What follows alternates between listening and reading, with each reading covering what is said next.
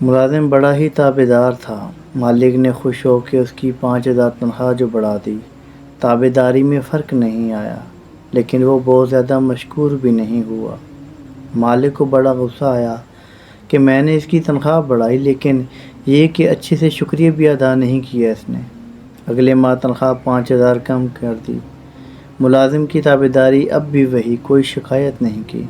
مالک نے اسے بلوا بھیجا اور کہا، بڑے عجیب انسان ہو، میں نے تمہاری تنخواہ 5,000 بڑھائی پھر کم کر دی، تم جوں کہ توں رہے، یہ سب کیا ہے؟ ملازم بولا، اوہ، آپ نے خود کو رازق سمجھ لیا تھا۔ میرے ہاں بیٹا پیدا ہوا تو اس اگلے دن آپ نے تنخواہ 5,000 بڑھا دی۔ میں سمجھ گیا جس خالق نے بچہ دیا اسی نے رزق کا انتظام بھی کر دیا، سو اسی کا شکریہ ادا کیا۔ پھر جس دن آپ نے تنخواہ کم کر دی اسی دن میری والدہ وفات پا گئی۔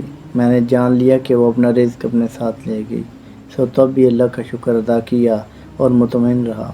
پھر بولا، صاحب یہ روزی روٹی کے فیصلے کہیں اور ہوتے ہیں، ہم تو بس مورے ہیں جنہیں آگے پیچھے کر کے اسباب پیدا کیے جاتا ہے۔ سبحان اللہ۔ اگر ویڈیو اچھی لگے تو لائک اور شیئر ضرور کیجیے گا۔ جزاکم اللہ خیر۔